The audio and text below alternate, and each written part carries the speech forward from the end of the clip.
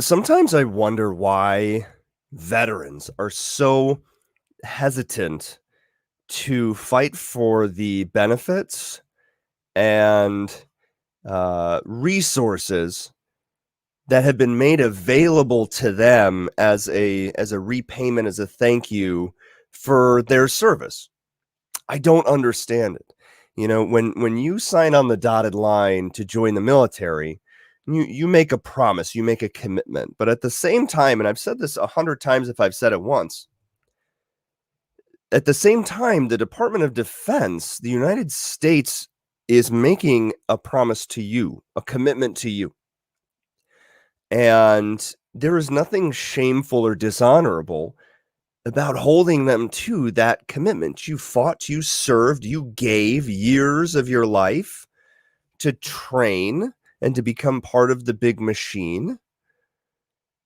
You earn those benefits, and it's important that you get what's owed to you by virtue of your honorable service. And today we have two experts on the call that I'm really excited to talk to, because there are some exciting things in the world of veteran benefits that are happening right now, and there's some disturbing things that are happening in the world of veteran benefits right now. And we're going to talk about all those things, because this is information that you need to know. You have to know. You have to be your own advocate. You have to have tools in your toolbox. You have to know stuff. And then if you're unable to move it forward, you need to get an expert in your corner. And today we have Monica and Jim from Tabak Law. They've been Jim's been on the show before. He's a pro. He fights for veterans every day. All those folks over there at Tabak, they fight every day for veterans. It's what they do. So if there's anybody that knows this landscape, it's the two people that are on the call today. And so if you are currently fighting a battle with the VA, if you think that you deserve a rating that you don't have, if they're trying to reduce your rating, yikes. You need somebody in your corner. You need some information. Don't just fold. Don't give in. Don't let them not make good on their commitment to you. You're going to have to forgive me today. I'm fighting a head cold, but I'm here. The show must go on. I'm doing my best, because this is a really important topic that you're going to want to stick around for, and we will get into it right after this.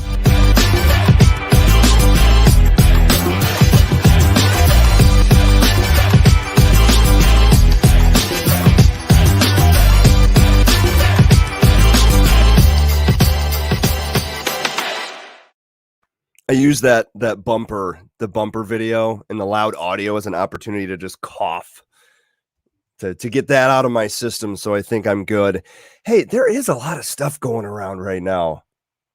I think, we had so long of people masking up and, hand sanitizing. I was sanitizing all my groceries when they came, and now like we're starting to be exposed to this wider world, and kids are going to go back to school, like all of them. And I have a feeling this next year is going to be like the cold and flu apocalypse for a lot of people. So wash your hands, hang in there. I wouldn't wish this on anyone, but then again, I'm kind of a martyr when it comes to being sick. So, it is what it is. Not so bad. Just a head cold. Anyways, enough about me. Very pleased to bring back to the show and welcome to the show for the first time, Jim and Monica. How are all of you doing today? Wonderful. Thanks for having us. Yes. Good morning. Monica, can you hear me a little bit better now? I know we had some tech things on the front end. A little bit better. I think it's the room I'm in, so we'll just suffer through it. Well, I'll have to scream and yell so you can hear me over here. But why don't we'll go round robin. Let's start with Jim. Why don't you just give everybody a little bit of background information? If they've watched the show, they've seen you before, and they'll see you again. You're a resident expert on this, but tell us a bit about you, what you do, and who you do it with. Sure. Well, you kind of gave us a wonderful introduction in the beginning. You're exactly right. All we do is fight the VA all day, every day.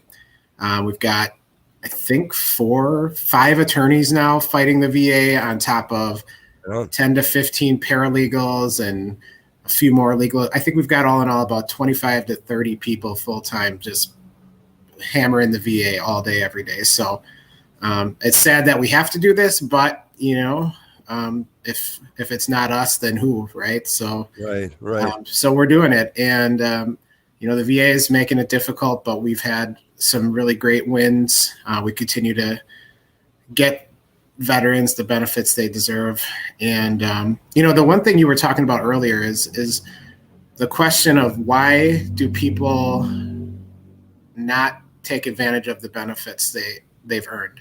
Right. And they have earned it. You have earned it. I've Mhm. seen the paychecks you get to be sent, into the shit, or pardon my French, but into the stuff. Yeah. I can just bleep it out in post. That's fine. Yeah. I mean, you're not getting paid you're not getting paid adequately for that service. And this is how they make up for it. It's just like any other company. They can't pay you, so what do? They give you benefits. They give you a retirement benefit. They give you They pay your workers' comp insurance, which is in a big way what the VA is.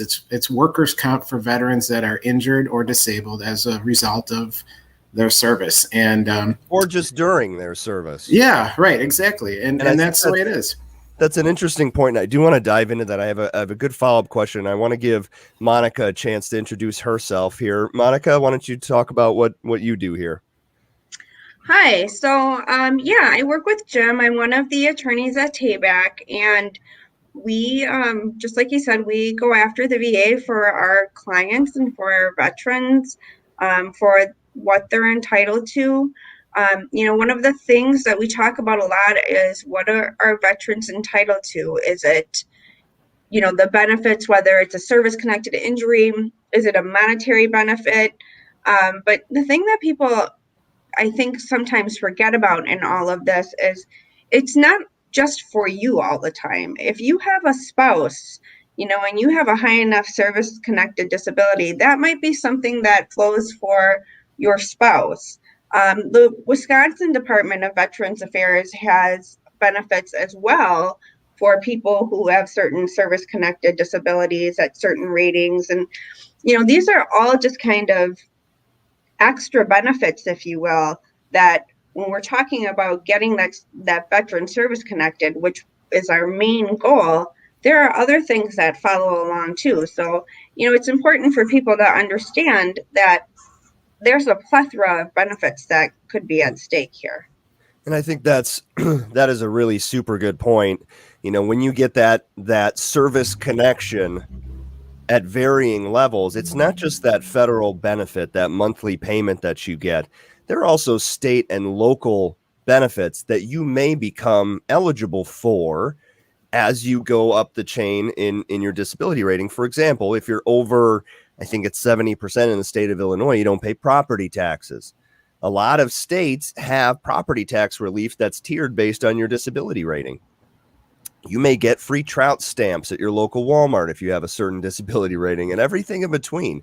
So it's not just the federal benefit and the VA healthcare. There's state and local level benefits, and it really impacts a lot of your life and a lot of your life for your family. And here in the state of Wisconsin, your eligibility for the state GI Bill. A lot of people don't know we have a state GI Bill, for goodness sake. So this is important for your life and your livelihood. But I wanted to start with this base level question. Both of you mentioned fighting the VA. Why fight the VA? Isn't the VA on our side? Neither of you can answer that one. Well, I could start off, and Monica is, please jump in if you got anything to add. But, sometimes the VA is just, sometimes they do things wrong, but sometimes the veterans a lot of times just don't know what they need to get some of these benefits. And the VA,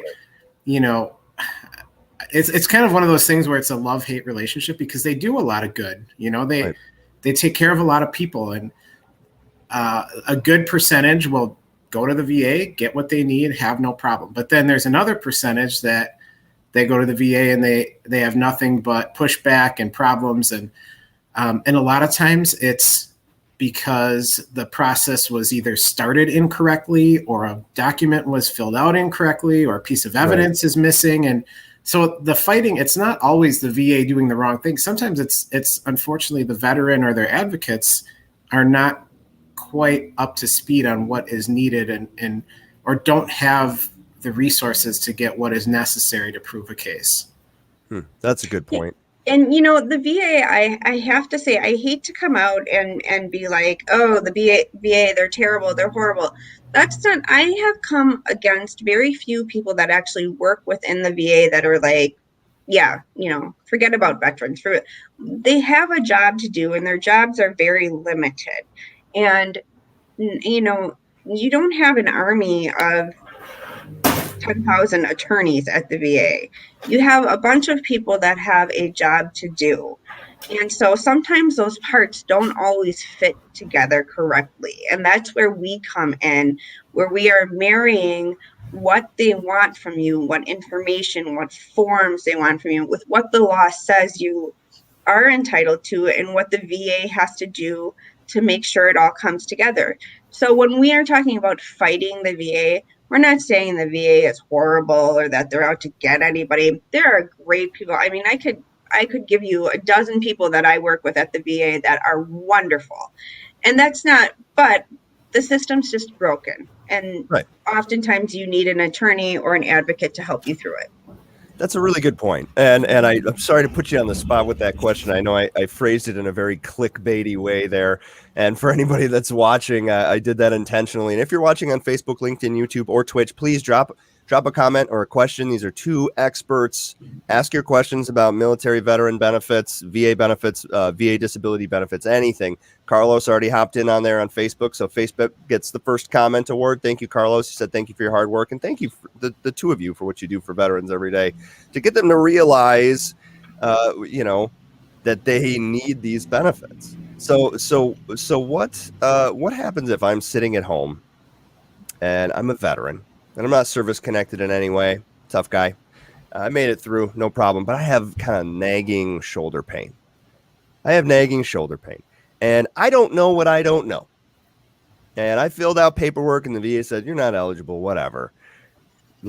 And it saves them money to not say like, hey, here's how you do it right. To not necessarily be an advocate. Yes, they're great. They give the benefits and there are some great people that work there. But they're not going to work too hard to make sure that I right the ship if I do it the wrong way. And there's a very specific language that the VA speaks.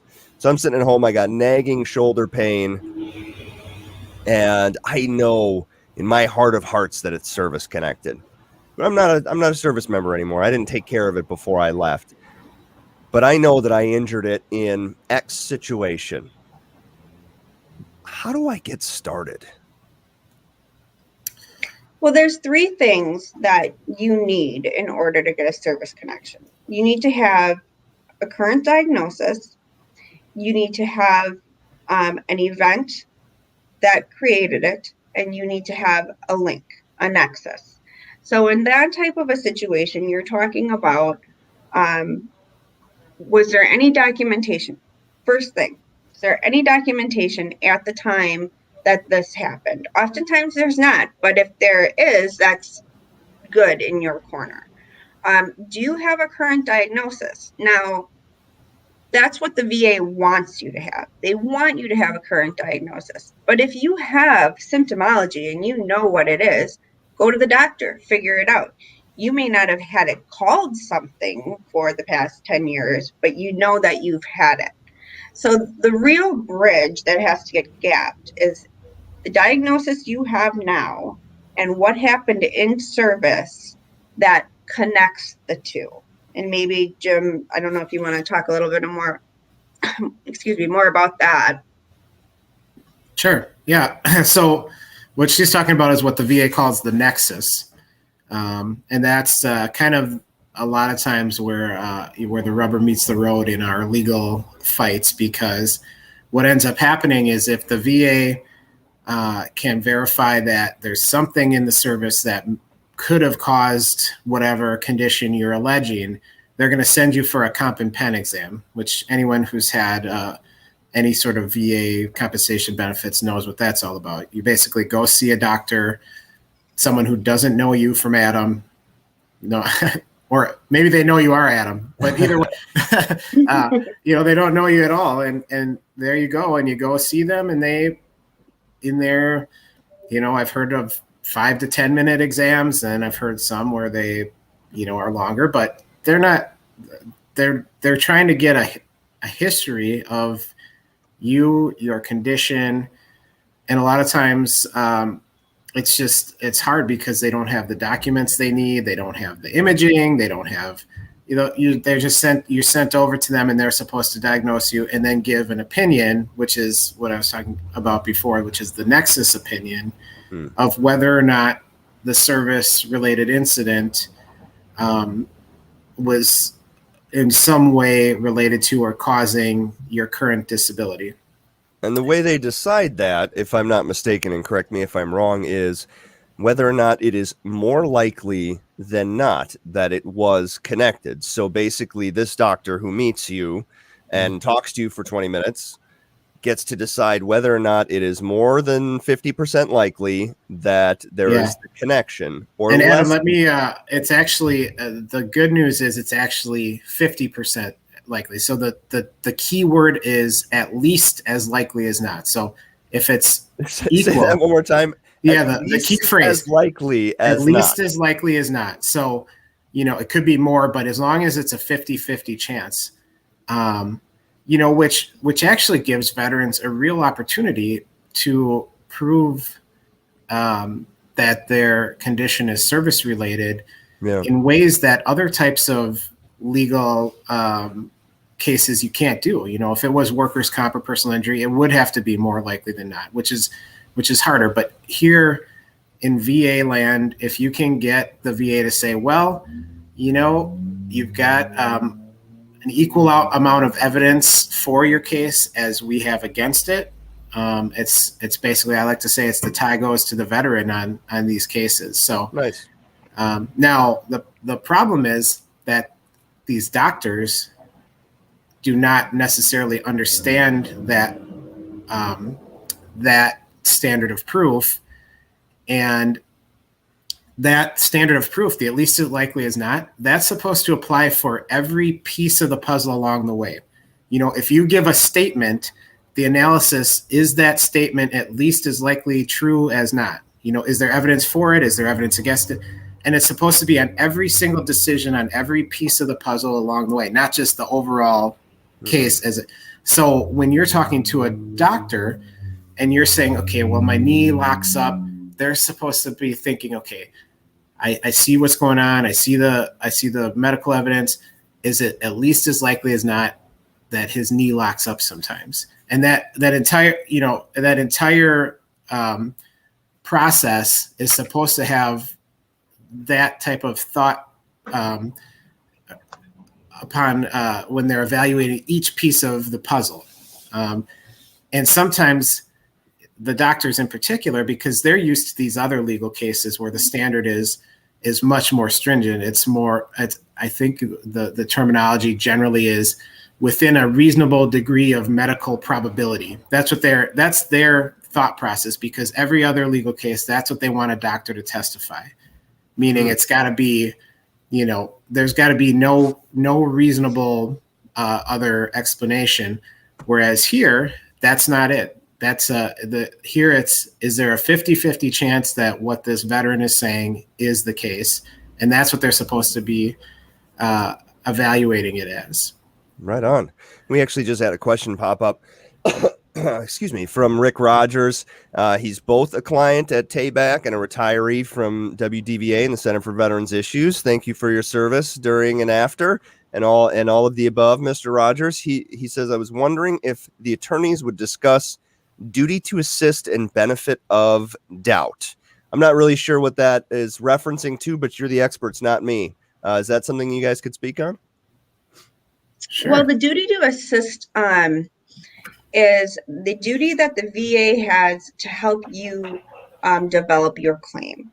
They have a duty to assist. Now, those things are things like helping you get your medical records, helping you get your service treatment records, and if it's viable or if it's necessary to help you get a compensation and pension examination. Those don't happen automatically. You don't just throw in a claim and you get a comp and pen exam. But if there is a likelihood, they may in fact send you out for a comp and pen exam. Oftentimes we are seeing, and not to get too much into the kind of like what kind of claim you have and where it sits, but in the new way they've been doing things, we've been seeing a lot of duty to assist errors on behalf of the VA, and that kind of stops the claim in its track. It's the VA actually acknowledging that they made an error and they need to do something to help you move your claim along. So oftentimes it's something like medical records. They have to pull medical records. Or you should have been entitled to a comp and pen exam and they did not do one. So they have to move forward with a comp and pen exam.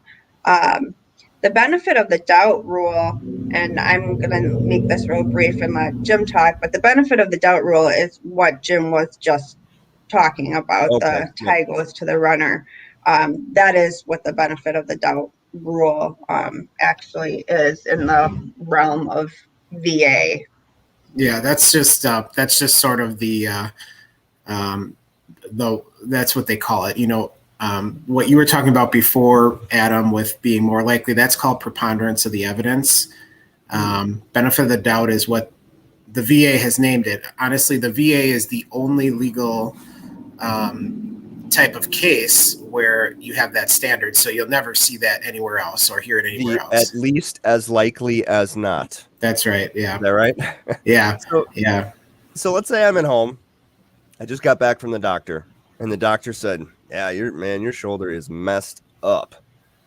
And I know that when I was deployed, I fell down and hurt my shoulder.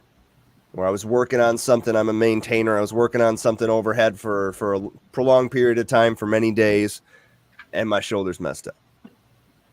I know that connection is there. So I call my local VSO, DAV, your county veteran services officer. You call DAV, VFW, American Legion, any of those people that are certified to help you file a claim at the onset. Let's say I did that. They put it together because they know the language of the VA. I don't care who you use. You should never just file a claim yourself. You don't know that language. You can do it through your e-benefits portal. Good luck. You're probably not going to have luck with it, but you have an expert help you submit that. So I've submitted it. Said there's this incident, no paperwork on it, but I remember that. My shoulder's messed up. I got a diagnosis. I know that connection is there. Disabled American Veterans files that for me, and it gets denied. What on earth do I do next? So one of the things that you do to support a claim like that is what's known as a buddy statement, or a lay statement. You would write a statement just basically saying what happened, and you're going to give as much information as you possibly can as far as time of year, what you were doing, why you were doing it. All of those things are important. In the normal legal world, I used to always say to my clients, do you remember what it was like outside? Was it right after a holiday? Do you remember, was it your kid's birthday? Can you kind of just try and place it in the realm of a time period? Because the more specific you can be, the better. And then if we move on to these buddy statement type things. Perhaps you served with someone who saw the whole thing. I mean, that's great. Perhaps you were home on leave the weekend after that, and your mother is now saying, what's wrong with you? Those are all things you can put in statements that in the realm of VA, you just fill out a form and you put that into the record. Where if this was a normal civil court case, this would have to be something you swore to under oath, whether in a deposition or an affidavit or things like that. But in our world, we can put these on these forms and push them through. And then there's other evidence. what was your MOS? What were you doing? Where, where were you when it happened? We have a lot of people that have injuries on Navy vets, right? Just from like being tossed around. We can put them on a boat in the ocean at a certain time, and you can cross-reference deck logs with those things. So there's a lot of ways to work up your evidence to tell your story, even if it's not perhaps, in a service treatment record. So you're saying I reach out to somebody to help me then? I've been denied. I want to appeal. I need to get all this information together. Who helps me with this appeal? Well, it depends. Sometimes I would say, definitely go to somebody that's knowledgeable. The VSOs do a really good job in the early stages of claims. If you've hit a wall, though, that's when it's time to maybe start looking for, an attorney. And of course, the benefits of an attorney is we've got the ability to go into the courts to challenge. We've got resources to work up evidence, which may include getting, medical opinions that sometimes can cost $1,000 to $2,000 a piece. That's something that I would suggest. And you know what, as attorneys, we don't really want the easy cases. The easy cases where you're just going to file and you're going to win. You don't need us. We don't, even if we took those cases, not to make it about money, but we can't get a fee if there's no appeal. So we're not interested in these easy cases. We're interested in the cases where someone's been trying and trying and trying and just has hit a roadblock. And there is a potential to really get them a good chunk of back pay. And, that's sort of where we are best suited to help. Now, I think that's an important point. That's a very important point. If you can just file with Disabled American Veterans or the VFW and they say, okay, looks good. You got a paper trail, good to go. You don't need to go the attorney route. You don't need a Tabak law.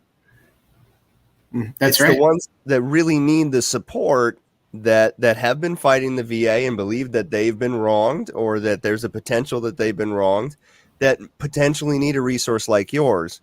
And so let's say that's happened. I got my shoulder issues and I'm concerned that I don't have the resources. I've been denied, but I can't afford a lawyer. What would you say to me if I have hesitancy about that? Well, first off, we never take any money up front. We don't. That's why I was trying to. I need the answer to that. That's right. Exactly. Yeah. No, we don't get paid unless we win a case. So there's really no risk.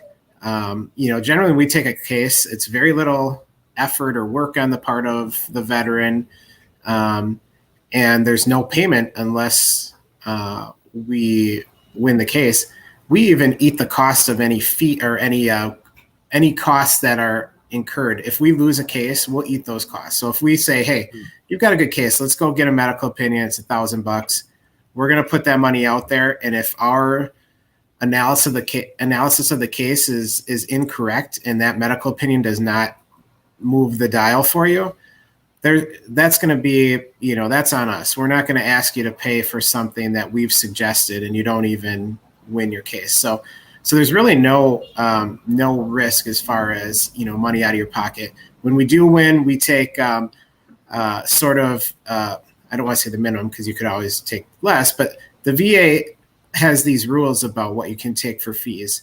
And if you take 20%, the VA will withhold that money right out of the back pay award and pay us directly. So generally our clients never even have to pay us anything other than if we win and there's costs afterwards, we would ask to get that paid. But it's generally the VA. Come from any of the back pay. Exactly. Yeah. So, we're not going to spend a lot of money on a case if there's not an adequate amount of back pay to cover what it costs. You know what I mean? It's just, it doesn't make sense for anyone, for the veteran or for ourselves. So So usually if there's something where we're putting money into it, it's a case that has a long history and a good chance of making the veterans some money.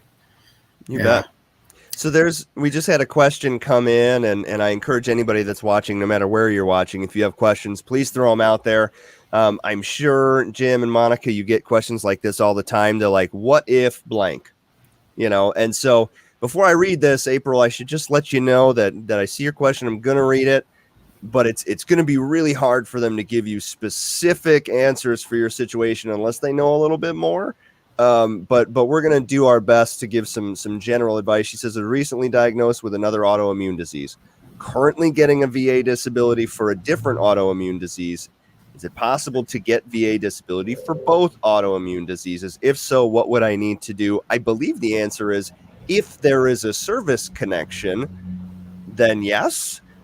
Is that accurate? It sort of depends, and sorry to jump in here, Monica, you can definitely stop me if you've got anything to add, but timing, wouldn't it? It depends on a couple of things. There's this rule called pyramiding. The VA is not allowed to, I guess you'd call it pyramid, but what that means is they're not allowed to service connect more than one condition that shares symptoms. So like, let's say you have chronic fatigue syndrome and fibromyalgia, and fatigue is a symptom of both. They would just say you would get one rating for that particular disease because the symptoms are the same. Now, let's say you've got IBS, which some would say is an autoimmune type of disorder, and then you've got fibromyalgia, and they're completely different symptoms. The IBS is related to your digestive system. Fibromyalgia is pain and fatigue. Then you could get a rating for both. So just like any good lawyer, the answer is always going to be, it depends. It depends. Yeah, exactly. But, it depends on what symptoms those two diseases have, and if they're different enough that they apply to multiple rating criterias in the regs, in the regulations, then yes. If they're overlapping symptoms, that would be considered pyramiding, and sometimes you'll see, you're service connected for fibromyalgia with chronic fatigue syndrome, or one that I saw recently is you're service connected for asthma with obstructive sleep apnea, and it's really goofy. Yeah, it's so it all depends on the symptoms.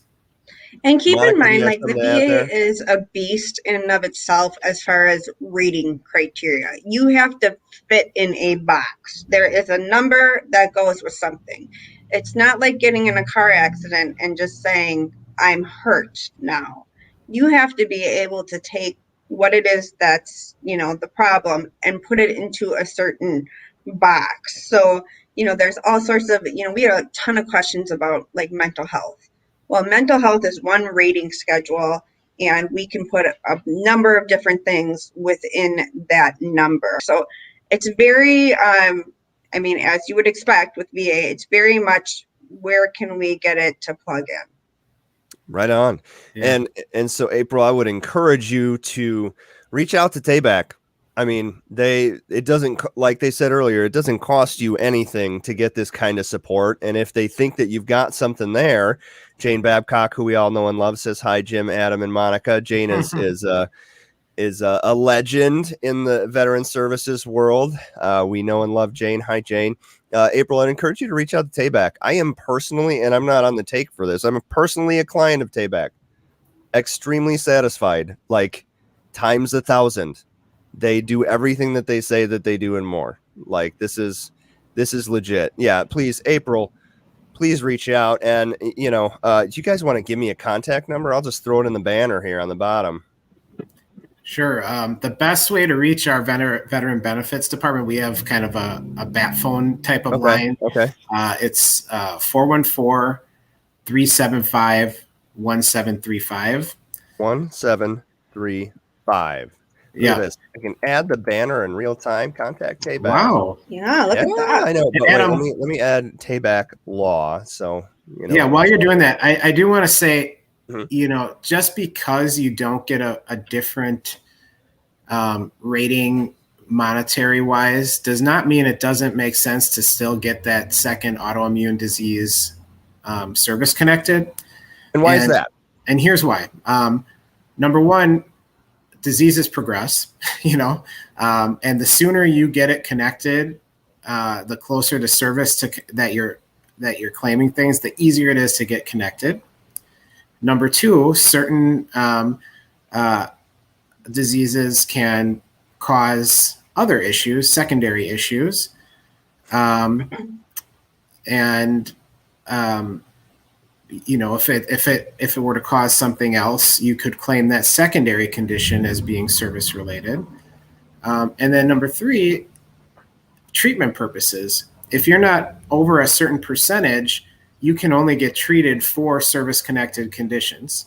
So if you are looking to get VA to cover your treatment on a condition, and let's say you're making, I don't know what the threshold is now, but there's an actual monetary threshold of income before you would be allowed to get free healthcare unless you're a higher disability percentage.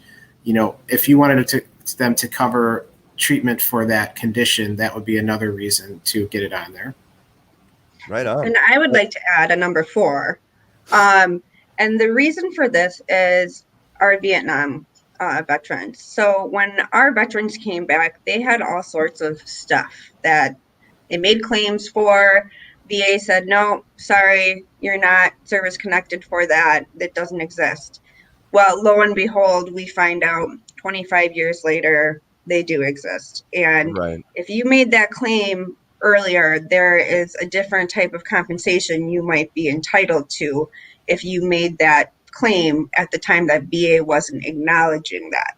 So I am wholly against just clogging up the channels at VA and throwing anything, in there that you might. But that being said, we do not know what the Gulf War holds. So we may be seeing things just like our Vietnam era vets years down the line. And if you made an early claim on it before VA acknowledged it, there might be different benefits for you later. So in those situations, I say, be prepared to be denied. But it's kind of a placeholder for when we figure out, what's going to go on with all our Gulf War veterans with some of these diagnoses of things we're not sure what they are yet. Same with Camp Lejeune, all these exposures, when you're exposed to chemicals, it could take decades to figure out what that's caused. And Monica's referring to what's called the Niemer case, where the VA was not acknowledging that Agent Orange caused anything, which science has now proven it does. And what they say is that just because the science hadn't caught up with the actual claims at the time the claim was made, they're willing to pay you back to that first date you made a claim, if it later is found to be presumptively linked to that exposure. It only applies to Agent Orange right now, but I wouldn't be surprised if these other chemical exposure cases don't do a similar class action lawsuit against the VA at some point and try to get a similar outcome. Oh, I'm sure something like that will happen. I mean, if you think about right now, hot topics, burn pit exposure, chemicals in the water, especially on Air Force bases, there's been a lot of issues with that.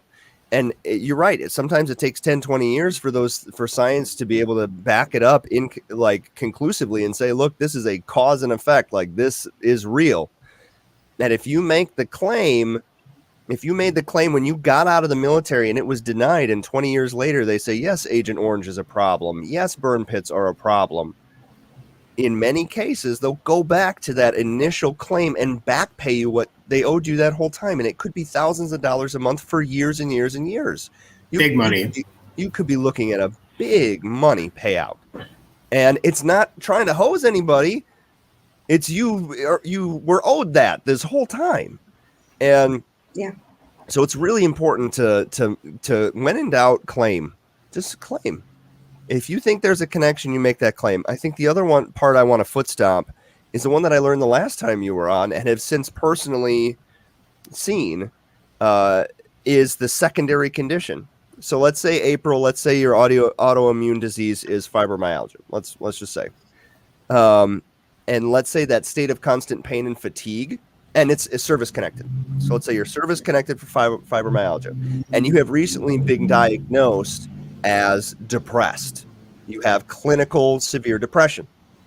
And it's pretty easy for you to say, like, my state of depression is caused by my chronic fatigue and pain.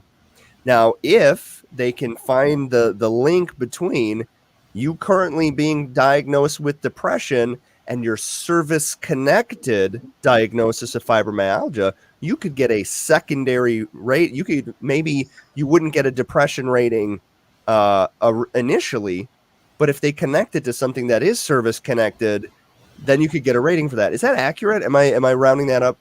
You're definitely on point there. And an important note to that is it doesn't have to be the sole cause either. It could be a contributing cause. It could be an aggravating factor. Maybe you had depression prior to getting fibromyalgia, and now your depression's worse because of it. Right. It's just, is it somehow related to, making your symptoms worse off than they would have been had you not had the combination of the two? So yeah, those are things you should not be afraid to claim. I mean, it makes sense. If you're physically having issues where, it affects your life and you can't do things that you used to do, it very much is a common thing to have a mental component to that, whether it's mild depression, right, severe depression. I mean, it's just totally, it would be expected. I can't imagine having to go through that stuff and then on top of that, knowing it was caused by your military service. And right. So, yeah, absolutely. That goes to what Jim had just been saying about how, both of you, things are always changing. Things are always changing. We had many years that we were making sleep apnea claims that we could not get service connected. And now all of a sudden we are, under certain circumstances and sometimes in secondary circumstances, able to get sleep apnea service connected. So that's really important to keep in mind, that things are always changing. And even in the world of secondary stuff, it's always changing as well. Right. That's all good points. I do, I feel like I could talk to both of you for hours because this is some great information. Last chance for everybody to throw your questions out there. I have one more big question that I want to ask the two of you. Let's say I have a service connection for something. Let's say I'm 50% service connected for whatever. And I'm getting VA healthcare, I'm getting a monthly check, I'm getting a direct deposit that's compensating me. I earn that. But my 50% rating, I feel like, isn't enough. I'm debilitated by whatever this condition is. And I've seen the rating table, and I think that I should be 80 or 100% for this condition.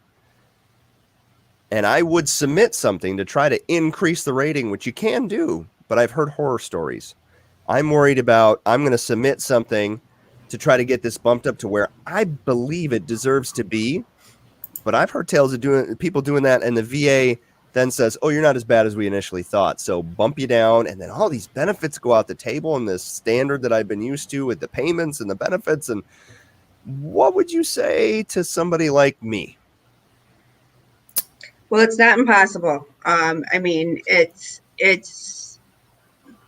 would love to be able to say to you that never happens, never ever in a million years, but it does happen, and it's unfortunate that it does happen. But like I was talking about before with these ratings criteria, there are certain things that you must meet in order to be a 30% or a 50% or a 70%. Oftentimes they will send you back for a new compensation and pension examination.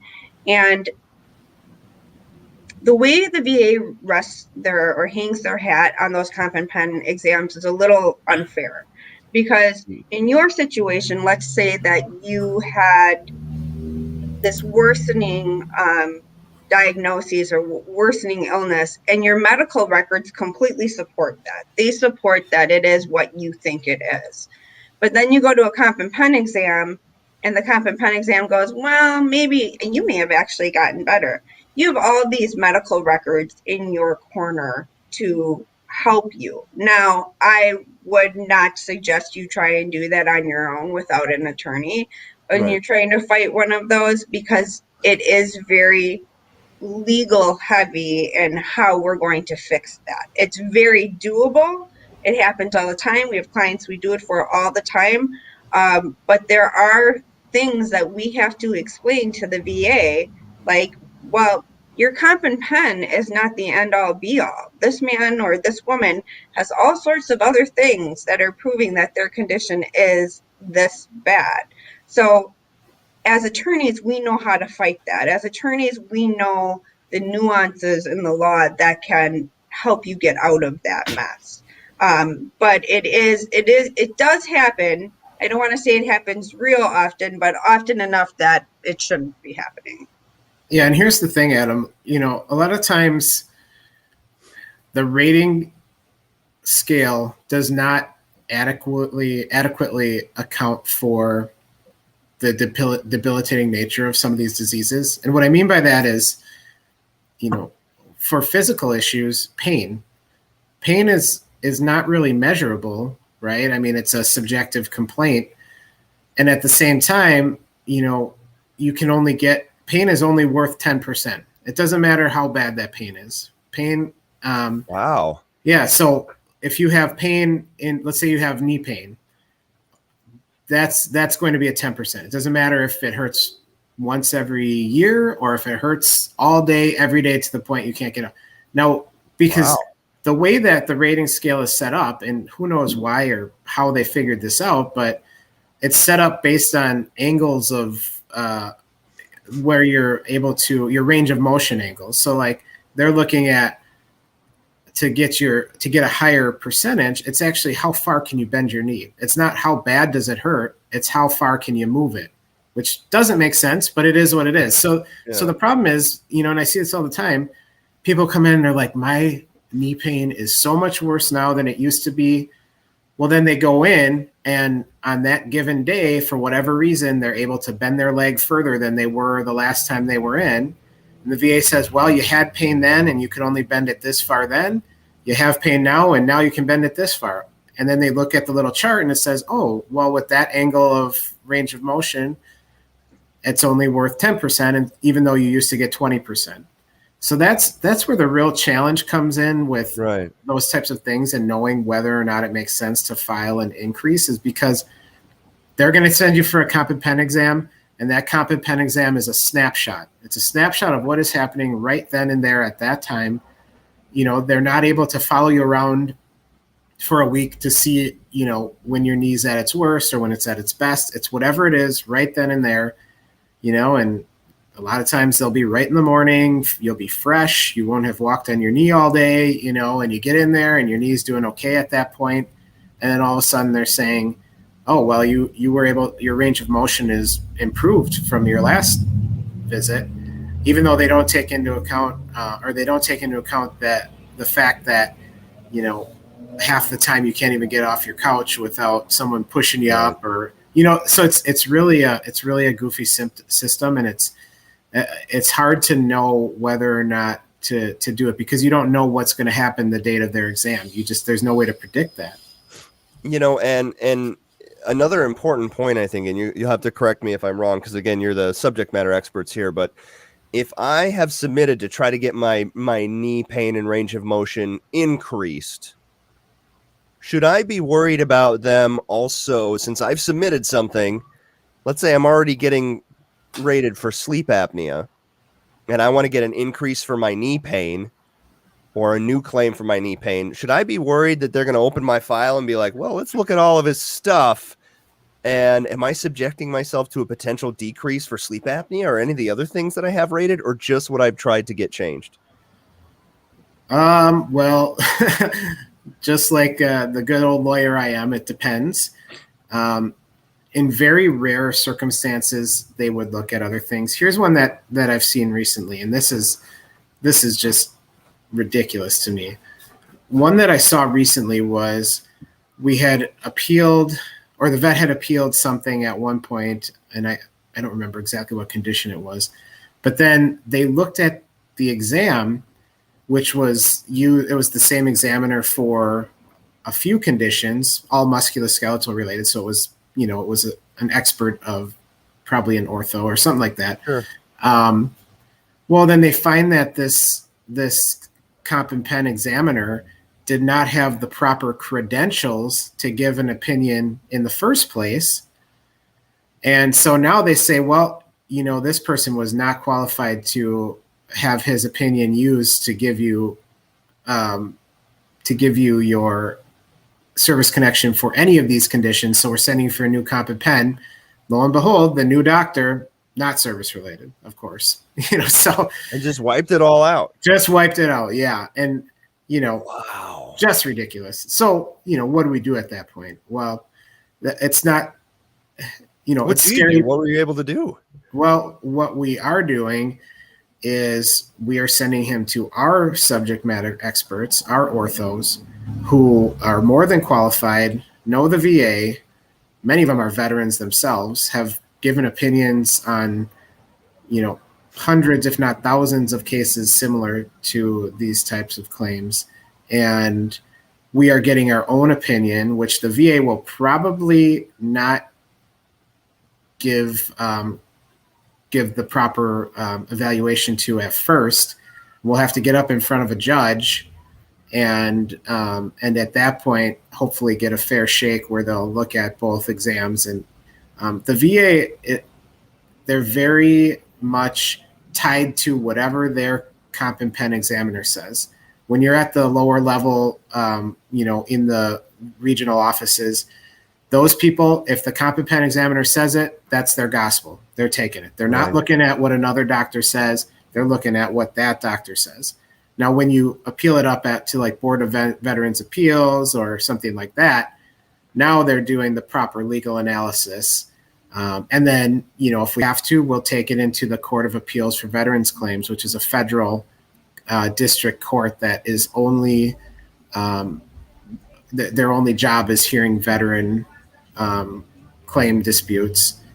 Interesting. And potentially those types of cases can go up the ladder all the way to the U.S. Supreme Court if they need to. Like we haven't had to, and hopefully we never will. But that is a possibility. So that's what we're doing. We get our experts on there. We do it quickly because some of these people, this is their only income. Like you're taking their ability to live away from them, and it's just ridiculous.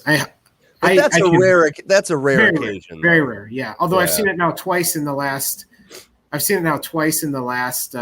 months. I've never seen it before, twice in the last 3 months. I don't know how the VA would even send someone to a doctor that's not qualified to give an opinion. In the first place. That's a head scratcher, isn't it? Yes, it is. Well, if you're facing, and again, don't be frightened of that. That's a very rare circumstance. But if you are facing something like that, or if you're in a situation where you want to learn more, or you think that you could be entitled to more, and again, you earn that. That was a promise made to you. You earn that. More often than not, you need somebody in your corner, somebody like Jim, somebody like Monica. And again, Tabak Law, you can get in touch with them. Their number, that's their direct hotline, the bat phone. I have called them. I am a personal client. Again, they're not paying me for the plug here, but I am a satisfied client of Tabak. I appreciate the both of you and what you do and how you do it. Give them a call if you got questions. They can at least tell you if it's worthy of investigating a little bit further. But appreciate you both, Monica, Jim. I'll ask you to hang on the line here for just another minute. Thank you, Adam. And thank you for trusting us with your case. And, I wanted to say this before to Mr. Rogers when he had a question. We appreciate our vets. We appreciate them putting their trust in us to do something for someone that has done such an amazing thing for our country. And we really, that's not lost on us. We appreciate our vets for sure. Right on. Yeah, I second that. And I can't even tell you how much I love our veteran community. And I know that sounds kind of like, oh, I love you guys. But actually, my father recently passed away, and the amount of outpouring of support that I have gotten from the military family is just, it's like having a second family. So thank you all. Well said. Well said. Well, I appreciate you both. Hang on the line just 1 second. Man, it was super informative. Obviously, we're going to have them on again. We've had Jim on in the past and just really valuable information. If you have questions, reach out. It never hurts to ask. You got to get this information. Put some tools in your toolbox and get what you're entitled to. And I want to piggyback on Monica's point. She says, a lot of people say like, I love you guys. I love you veterans, but few people actually put up and put themselves forward and say like, I appreciate you guys. And I'm going to devote my career to ensuring that you get what you deserve, that we take care of you, that we fulfill our promise to you. And that's what they're doing. That's what Monica and Jim are doing. So really, really cool stuff. Folks, we are here, the Wisconsin Veterans Chamber of Commerce, to help you out. Hopefully next time you see me, I won't have a bad head cold and sound like I'm plugging my nose throughout the whole thing. Next week, Wednesday, 11:30 Central, same time, same place. We'll see you then.